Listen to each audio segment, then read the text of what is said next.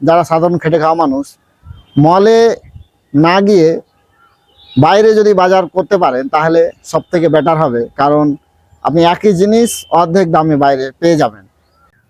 Hello প্রিয় দর্শক, আজকে একটা টপিক নিয়ে কথা বলতে এসেছি। গত কিছুদিন হলো কালিয়াচকের শপিং মলগুলো যা এখন ভরি ভরি হয়েছে, সেগুলোতে শপিংয়ের জন্য গিয়েছিলাম। দেখলাম এই ঈদের উপলক্ষে সমস্ত প্রোডাক্টের জামা কাপড়ের দামগুলো এমআরপি দেখে মাথা খারাপ করার মতো এমআরপি ছিল।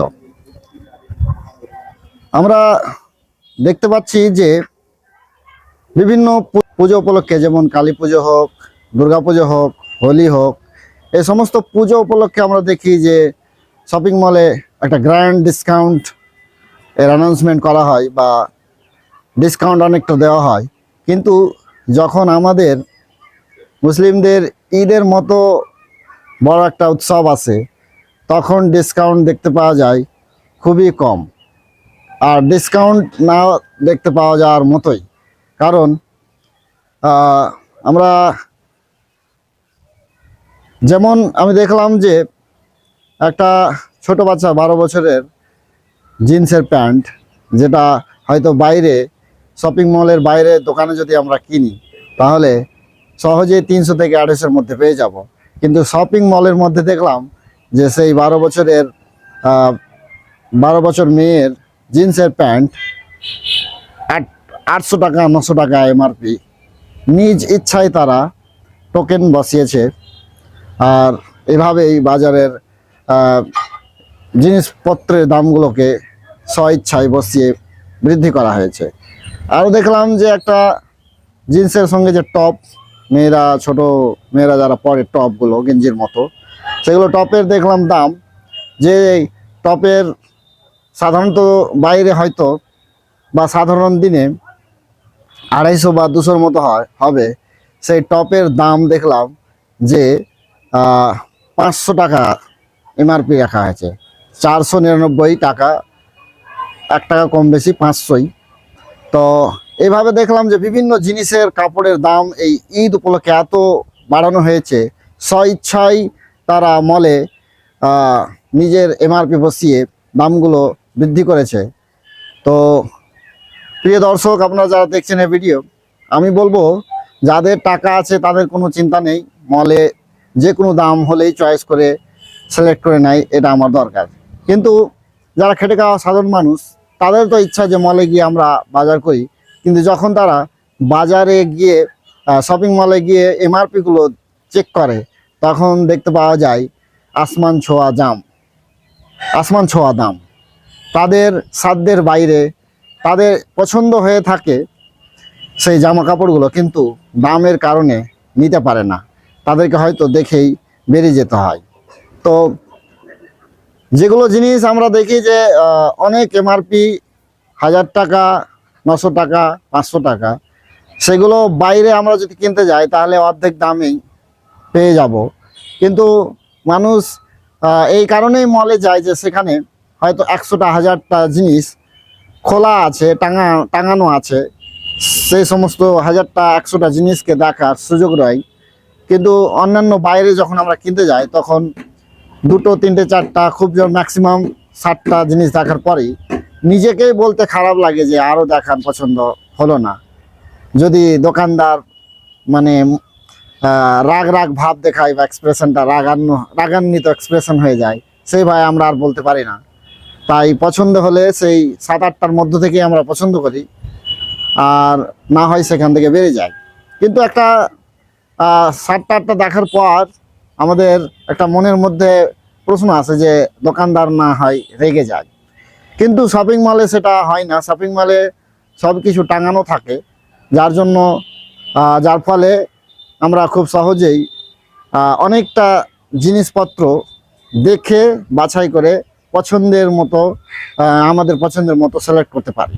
যেমন ধরুন, একটা শার্ট আমি যদি বাইরে কিনি তাহলে ম্যাক্সিমাম আমি 10টা শার্ট বাইরে হয়তো দেখাতে পারবে, তাও আবার খুলে না প্যাকেটের মধ্য থেকে হয়তো কালারটা দেখতে পাবো, আর একটু হালকা টেক্সচার যে শার্টের বা কাপড়ের যে টেক্সচার সেটা দেখতে পাবো। কিন্তু শপিং মলে সেটা হয়তো 100টা শার্ট খোলা অবস্থায় টাঙানো আছে, আমরা 100টাকেই দেখতে পারি। তার থেকেও বড় কথা যে শপিং মলের ট্রায়াল রুম থাকে, সেখানে আমরা পরে আবার দেখতে পারি যে আমাদের বডিতে সেটা ফিট হচ্ছে কিনা।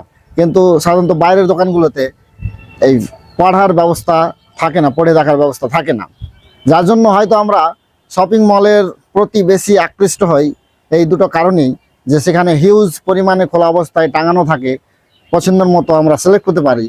আর যেটা পছন্দ হয় সেটাকে আবার ট্রায়াল রুমে গিয়ে সেটাকে আমরা ট্রাই করতে পারি যে আমাদের বডিতে ফিট হচ্ছে কিনা বা আমাদের বডিতে সেটা শ্যুট করছে কিনা। ট্রায়াল রুমে আয়নাও দেওয়া থাকে, সেই আয়নাতে আমরা দেখতে পাই। এই দুটোই বিশেষ কারণ থাকে শপিং মলে যাওয়ার, আর শপিং মলে আমাদেরকে সেই কারণে আকৃষ্ট করে। তো আমরা বলবো যে যারা সাধারণ খেটে খাওয়া মানুষ, মলে না গিয়ে বাইরে যদি বাজার করতে পারেন তাহলে সব থেকে বেটার হবে। কারণ আপনি একই জিনিস অর্ধেক দামে বাইরে পেয়ে যাবেন। যদি অর্ধেক দামে নাও পান তাহলে এইটুকু শিওর বলতে পারি যে 1000 টাকাতে যে জিনিস মলে কিনবেন সেই জিনিসটা বাইরে আপনি 700 বা 600-র মধ্যেই, বা 700 ম্যাক্সিমাম 700-র মধ্যেই পেয়ে যেতে পারেন। তাহলে 1000 টাকা আর কোথায় 700 টাকা, 300 টাকা ডিফারেন্ট।